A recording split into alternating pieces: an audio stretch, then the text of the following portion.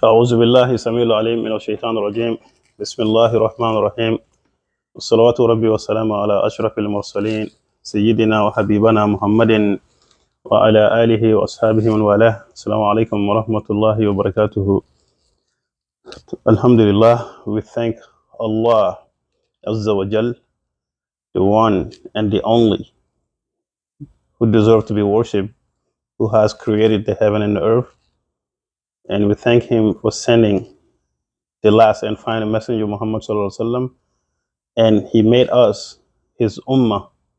We thank Allah for that. Inshallah, we are going to continue our lesson, the Seerah of Prophet Muhammad Sallallahu Alaihi Wasallam, his his life, and Allah made him a role model for us Muslim and a role model for the entire humankind.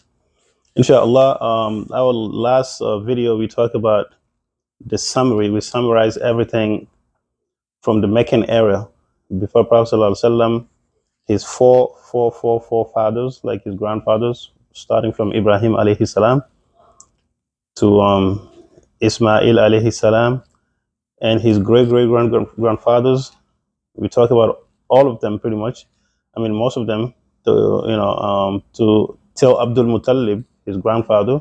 We talk about his father, and we talk about him also when he became a prophet Sallallahu Alaihi Wasallam. And we talk about his migration from Mecca to Medina, and so we pretty much summarized all these events so that way people would know what happened in the Meccan era. So inshallah, we start the Medina, the Madani era, and we talk about Badr, alhamdulillah, and we talk about the events that took place between Badr and Uhud also. We talk about that. So inshallah, today we're going to start the war of Badr, of Uhud. We're going to talk about the Uhud, inshallah. May Allah make it easy for us, inshallah. So, alhamdulillah, we said that the Badr took place in the second year of the Hijrah, the Ramadan of second year of Hijrah. So the Badr took place on the 17th of the Ramadan, second year of Hijrah. So literally from Badr to Uhud, because the Uhud took place in the third years of Shawwal, the month of Shawwal, the third year of Hijrah. So literally there is like a 1 year and a week or two between Badr and Uhud. So what happened is Abu Sufyan, we talk about him because of him, because he was the one who had a caravan, and Prophet Sallallahu Alaihi Wasallam and the companion were trying to intercept Abu Sufyan's caravan, but they didn't catch him. So and that was the reason why the battle took place. We talked about that in our previous video. So the same Abu Sufyan, now that the Quraysh are completely desperate because all their business routes, the pipeline, the pipeline for their business to go from Mecca to Syria with the caravan to get the merchandise and selling them, that business route is being cut off completely by the Muslim. So the Quraysh are pretty much in desperate situation. They are completely desperate. So the Abu Sufyan decided, you know what, we can't live like this. We don't have no economy because this Muslim, they cut off our supplies, they cut off our economy. We lost our leaders in Badr. Many of the leaders got killed, and yet we were trying to take a different route to go to Syria. They found out about that route and they cut that off also. So there's nothing less for us but to fight. We have to revenge our leaders that got killed in Badr. So Abu Sufyan decided to do this, and he called Ikrimah ibn Abu Jahl, the son of Abu Jahl. We talk about Abu Jahl a lot, the Fir'aun of this ummah. So Abu Jahl, that the one that got killed in Badr, his son Ikrimah, Abu Jahl decided, you know what, if in order for me to galvanize, in order for me to wage war against Prophet Sallallahu Alaihi Wasallam and his people, I have to, be able to do my campaign by adding these two people. So he called. That's why he called Ikrima ibn Abu Jahl, because he knew Ikrima would definitely help him, because Ikrima's father was killed in this battle, in the battle of Badr. And he also added. He called the son of he called what's the name? So he called Ikrima ibn Abu Jahl, and he also called Khalid ibn Walid. So those two men he added, to his repertoire, and he would go around and knock on the Quraysh door, people's doors, and said, "So the merchandise that I brought, that you guys benefit from, all I mean, because of the Badr. If it wasn't for me, none of you will get your merchandise." So I was able to, avoid, the Muslim, and brought all this merchandise, and then that's why the Badr took place. But right now, I'm going to need some help from you. I'm going to need some money from you, so that way we could wage war against this Muslim who, intercept our business. So Abu Jahl took, I mean, not Abu Jahl, Abu Sufyan took Ikrimah ibn Abu Jahl. He also took with him Khalid ibn Walid. So they would go around and knock on people's door to ask for money so they could prepare the wars for Uhud. And when he was doing that, he realized the Quraysh, they don't have many leaders, and they need a lot of soldiers in order to fight Muslim. So there are two tribes, there are two big tribes, very close to Quraysh. So Abu Sufyan went to these two tribes and asked them to help the Quraysh to wage war against Muslim. So um, and these two tribes were but why before we get to that two tribes, there's something very important we must know. First and foremost, why did Quraysh, even, the Abu Sufyan and the Quraysh, why they want to fight Muslim in Uhud? So there are four reasons why they want to fight Muslim. The first and foremost is the religious reason. That's the reason they kicked Prophet ﷺ out of Mecca. He went in exile. Why? Because they think he brought a new religion, and he always denigrate their gods and stuff like that. So that was the first and foremost. They want to fight Prophet ﷺ simply because of the religion reason. That's the first one. And the second one is they want to fight Muslim for social reason. Social reason. Why? Because they felt like Prophet ﷺ, he completely destroyed the lifestyle. You know, he pretty much killed all. Because of him, all their leaders got killed, and so forth. So they're doing it for social reason, to revenge. Those who got killed in Badr. That's the second. And the third one is for economic reason, because obviously Prophet ﷺ and the Muslim cut off their supplies and took their caravan and stuff like that. So they're doing it because of economic reason. And lastly, they're doing it also for political reason, because they felt like, the region's been divided. Chunk of, people from Mecca all migrated to Medina. Why? Because of this man, Prophet Muhammad Sallallahu Alaihi Wasallam. So they're doing it for political reason also. So that pretty much pushed them to go to war against Muslim. So that's when Abu Sufyan, started going around and knocking on people's door to ask them for money so he could get ready for this war. He could prepare for the war, and he added, Ikrimah ibn Abu Jahl along with Khalid ibn Walid. That's what Allah said in Surah Anfal. Allah said, Bismillahir Rahmanir Rahim, Inna allazina kafaru yunfiquna amwalahum liyasuddu an sabilillah فسينفقونها ثم تكون عليهم حسرة ثم يغلبون والذين كفروا إلى جهنم يحشرون. Allah Akbar. Allah said in this ayah, surely the disbelievers spend their wealth to hinder or to stop others from the path of Allah. They will continue to spend to the point of regrets, meaning even though they're spending it, but they're going to regret it. Then they will be defeated, and the disbeliever will be gathered in hellfire.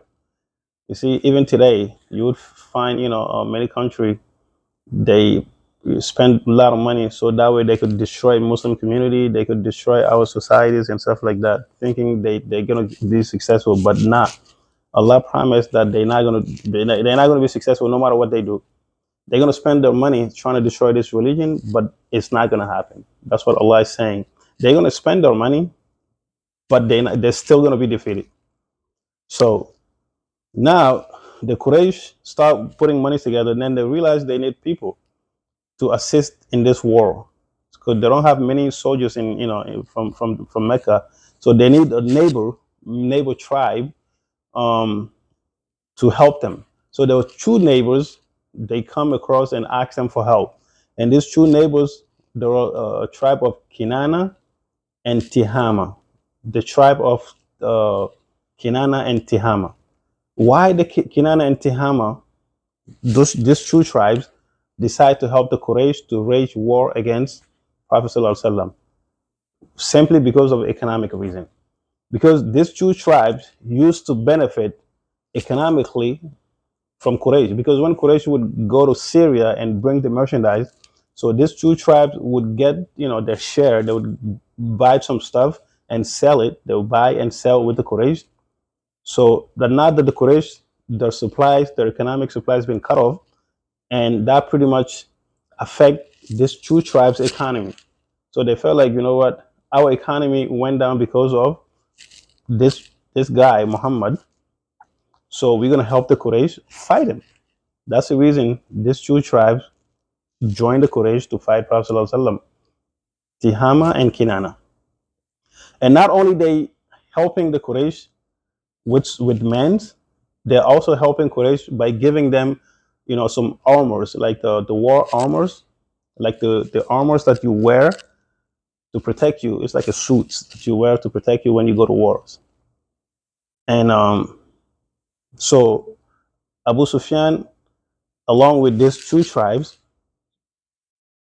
decide now they're gonna go ahead and attack Prophet ﷺ in Medina. And when they were doing so, there were about 3,000 of them, 3,000. So they were able to gather 3,000 people. And out of these 3,000 people, 700 of them were wearing armors. And they had 200 horses, meaning 200 horsemen. So they have 200 horsemen, 700 men dressed in armors, but altogether they have 3,000 men. 3,000 men. Allahu Akbar.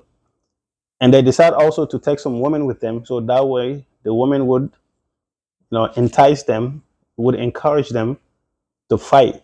Because obviously, when there are women around, men are not going to flee. They're not going to run away at the battlefield.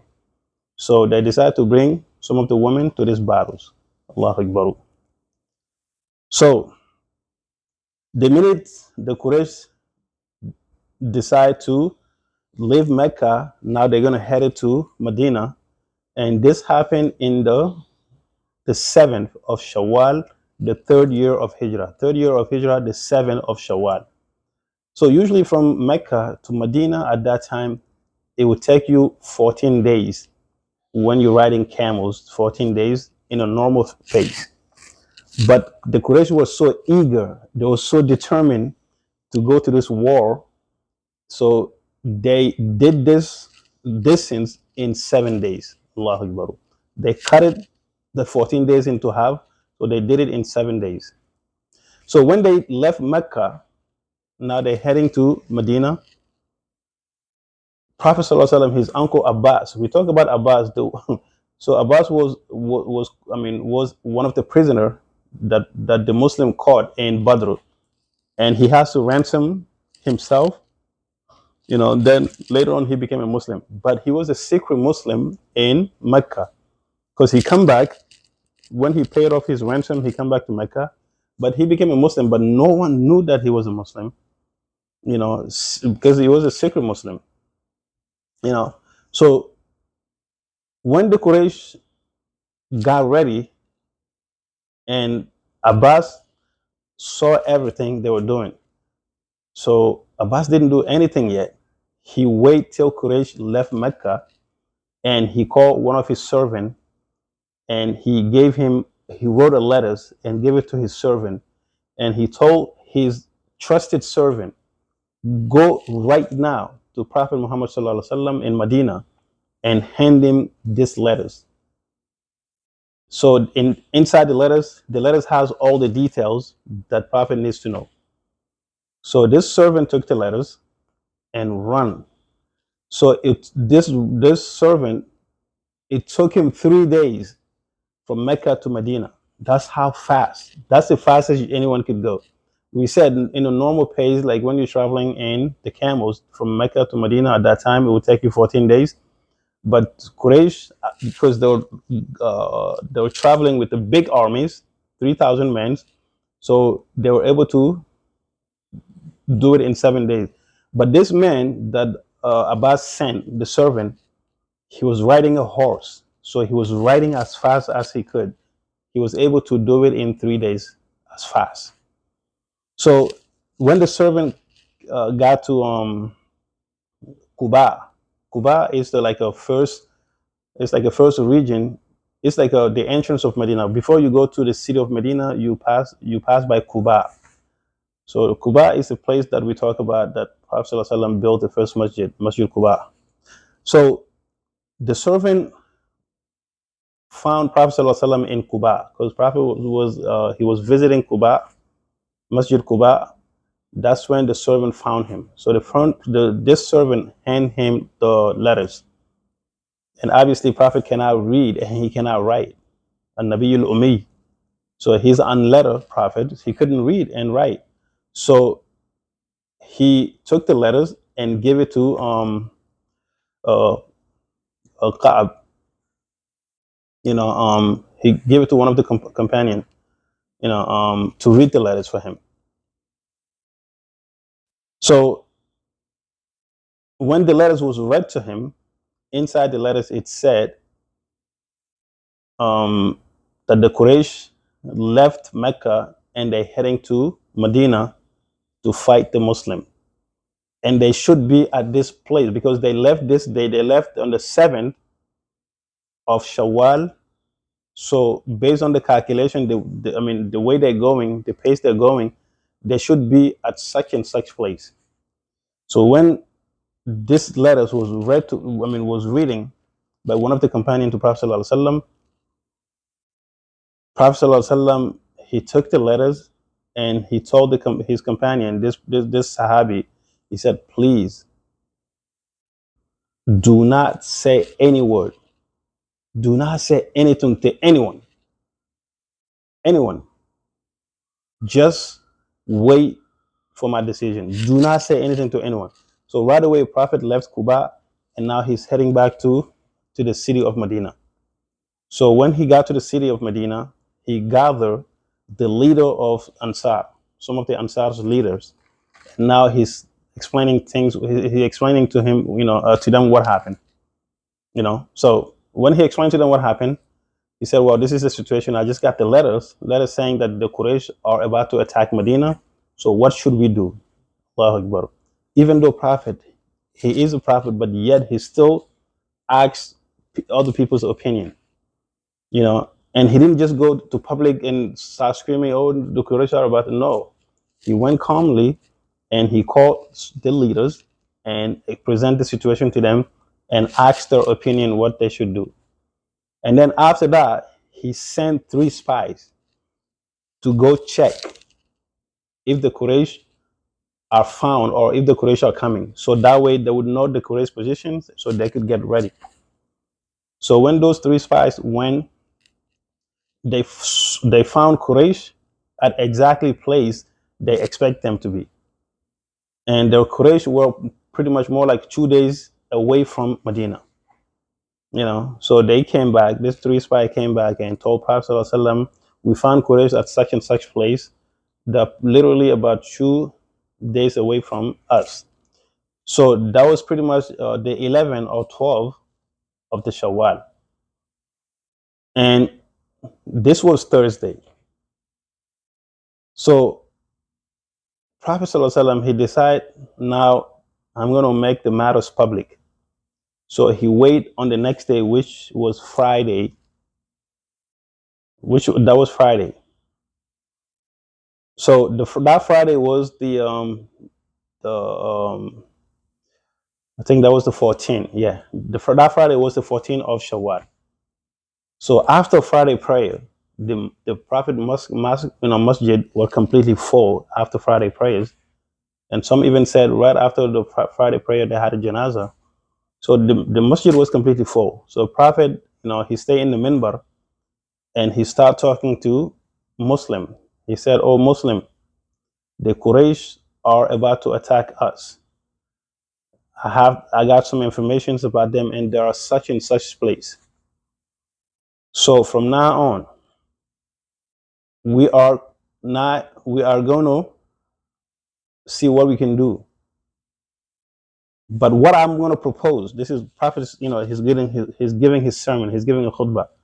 So he said, what I'm going to do, what I propose is for us to stay in Medina, because Medina, we could be protected here, because obviously Medina is between two big volcano mountains and some date palm trees, and there's only one opening. So meaning two sides of Medina are between two mountains. So no one could attack Medina between the two mountains because it's already protected from two mountains. And on the south side, there's like a bunch of palm trees, and you cannot attack Medina through palm trees because it's like a big, huge farms lands, palm tree lands. And the opening side, so like the other side would be uh, the open area. So, and they know Medina more than the Quraysh. So he suggested that they stay in Medina. So, and that's when the dreams comes. The true interpretation, the Prophet ﷺ, he had a dreams. In his dream, and according to Ibn Ishaq, the one who wrote the Seerah, according to him, he said Prophet ﷺ had a dream before the Uhud. So he had a dream before the Uhud, what's going to happen in Uhud. But according to Bukhari said, no, the dream happened after Uhud. I mean, he saw the dream in Mecca, but he did not know the interpretation of the dream till after the Uhud. What was the dream? Prophet ﷺ, he had a dream that he had a sword. He struck his sword, and he struck his sword one time, and and his sword broke into pieces. And he said the fact that his sword, he struck it once and the sword broke, that means that's the affliction that's going to be before the Muslim in Uhud, meaning the Muslims are going to be in trouble in Uhud, because the fact that the sword broke indicate that the Muslim would have a trouble in Uhud.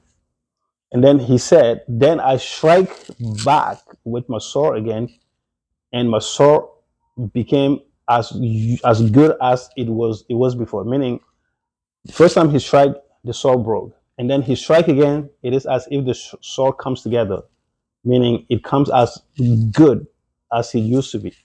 That means the Muslims are gonna, after this problem with the Uhud, then Muslims are gonna come back together and become one nation again. That's the meaning of the dream. And then he said he saw a cow, which indicate that the cows indicate the shuhada, meaning the martyr, those who are going to be martyrdom in the Uhud. And because obviously the cow is a good thing, it's a good animal, whether they're dead or alive. When you have alive cows, the cows could give you milk. It could give you so many things. It could help you cultivate the land and so forth. And when the cow is it's slaughtered, you could benefit from the meat. You could eat the meat and stuff like so. Anything about cow is great. So he so he pretty much draw a parallel between cows and those shaheed, meaning those martyr, those who are going to be killed in the Uhud, because when they're fighting alive, they're more beneficial. Even if when they die in the Uhud, I mean, if they become martyr, there are still more beneficials, and they're going to be in Jannah, because Allah said in Quran, do not even think that those who get killed fi sabilillah, meaning in the way of Allah, are just dead people. No, they're alive with Allah. They're alive with Allah, and Allah is giving them risk. So that's the interpretation of the dream. But anyway, so Prophet Sallallahu Alaihi Wasallam, he gathered all people from his masjid, and he started explaining the situation to them. He said, "What should we do now?" He said, "But I suggest we stay in Medina and we defend ourselves." Shockingly, Abdullah ibn Ubay ibn Salul, the head of the hypocrite.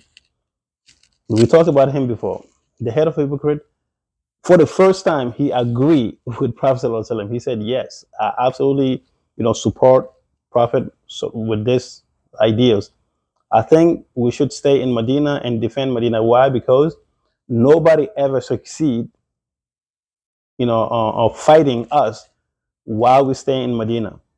Because nobody ever succeed fighting us in Medina, because we know Medina more than the outsiders. So I suggest we stay." So he agreed with Prophet, not because he liked Prophet, because he knew what Prophet said is absolutely true, because he's from Medina. So now, when Prophet suggests to stay in Medina, because he said Medina also is how you call it, is it's a protection for us, you know. And so the young men, some of the Ansari, some of the young men from Ansar, you know, they said, because obviously Prophet, he made an open conversation. He wanted everyone to give their opinion. So he said, if you were, I mean, according to him, he first gave his opinion. He said, you know what, if it was up to me, we stay. We don't go anywhere. We defend ourselves in Medina, and that would be good.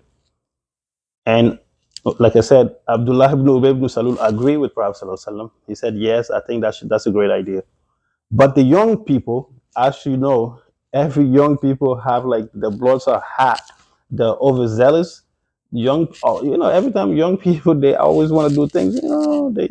They're always about go go go, do this, do. They don't think. Young people don't think. They always want to do things first and then regret it later. See, that's young people. That's what young people do. So this young men from Medina, they told Prophet, they said, well, I mean, if it were up to us, why we want to stay here and sit here and wait for this pagan to come fight us?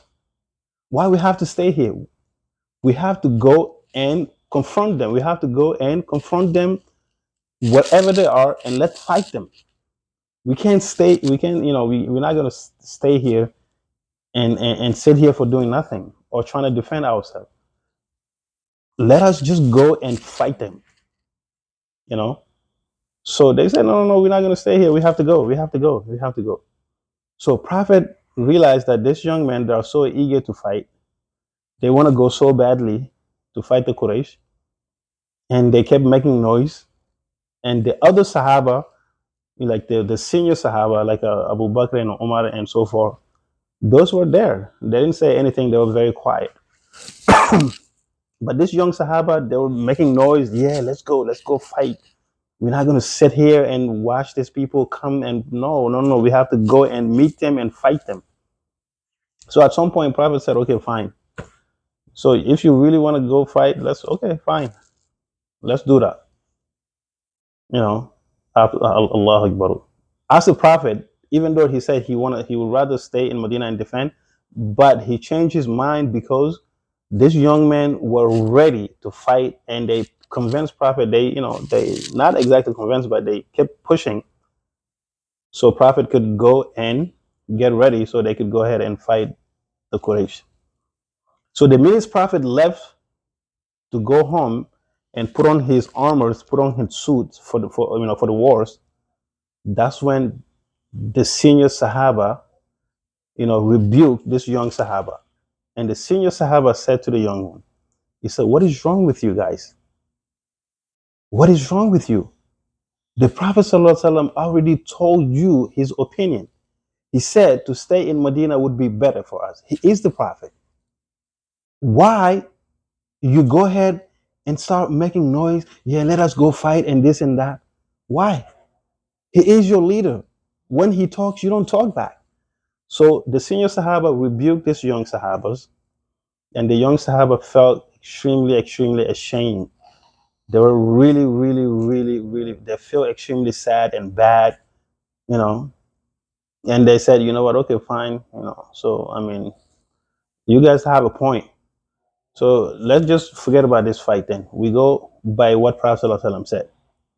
And they comes to Hamza, the uncle of Prophet ﷺ, and they talk to Hamza and told Hamza, can you please go talk to Prophet ﷺ and tell him, well, we change our mind so we don't have to go and fight. We're going to stay in Medina and defend ourselves in Medina. So Hamza went to Prophet ﷺ and he talked to Prophet. He said, well, I mean, the people changed their mind. They want to go by your opinions. And at that time, Prophet already put on his suit. He put on his armors. He's ready to go and fight. And Prophet told Hamza, he said, that is too late. That is absolutely too late for us, because the all prophets have codes. Once the prophet put on the suit or the armors for wars, they're not allowed to take off their suit anymore. They have to at least fight that one war. That's one of the law for prophets, not for everyone, but just for prophets. Every prophet, the minute they put on the suit for wars, they could never take it off till the war is end. Like the prophets, prophets have codes. For example, prophet used to pray tahajjud, meaning he would pray qiyamul layl every night, and that was wajib for him, not for us, not for everyone. Once we do it, it's a nafila for us. It's nawafil. It's not, but it's compulsory, meaning it's wajib for prophet to do qiyamul layl every night. But for everyone else, no. That's one. Secondly, prophet used to sometimes he would fast for 3 straight days without eating anything. 3 straight days. And that is forbidden for us. We cannot do that. Because sometimes one of the Sahaba trying to do, or fast for 3 days, he fainted. And prophet said, no, you can't do this. I could do it, but you cannot, because my master, meaning my Rabb, Allah feed me the way he feed me, but not you. So you cannot do things, the things that I do that is only for me, you guys cannot do that. So when you fast, you have to break your fast. That's another thing. And the third things, Prophet ﷺ, it was only permissible for him to marry multiple wives. But as for the rest of the Muslim, we could only marry up to 4 wives. But for Prophet, he could marry as many as he wanted. That was only for him.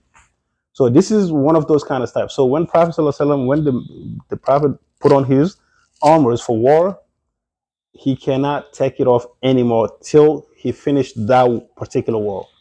So Prophet ﷺ told Hamza, he said, no, it is already too late because I already put on, according to prophethood, the law for prophets, once they put on their suits, they cannot take it off anymore. This is a done deal. So we derive one of the greatest lesson out of this. First and foremost, Prophet ﷺ, even though he is the prophet, but yet he still talked to the companion, he still talked to the Sahaba and asked them about their opinion, even though he is a prophet. So we as a Muslim, we must consult one another. If you want to do something, ask your Muslim brothers to help you. It's called, sometimes that's what we have this two thing, al-istikhara wal-istishara. If you want something, you want a new job or whatever, you could do istikhara, which means you have to do churaka. You have to churaka, you ask Allah to guide you. And istishara mean you consult one another, you ask, people to help you with their ideas because you want to do something. You ask, you exchange ideas and talk about that. So Prophet Sallallahu Alaihi Wasallam, now he's teaching us about that. That's one thing we learn from this. And second thing, as you pay attention, Prophet Sallallahu Alaihi Wasallam, when he was giving his opinion about, to stay in Medina, the senior Sahaba that were listening, they didn't say anything. They were ready to follow Prophet Sallallahu Alaihi Wasallam. Out of respect for him, they didn't say anything. So when Prophet left to go put on his armor, because Prophet is no longer there, that's when the senior Sahaba start coming after the young Sahaba. And they didn't rebuke, they didn't say anything bad about young Sahaba when Prophet Sallallahu Alaihi Wasallam was there in the present, because they respect him to that point. The minute Prophet left, that's when they talked to young Sahaba.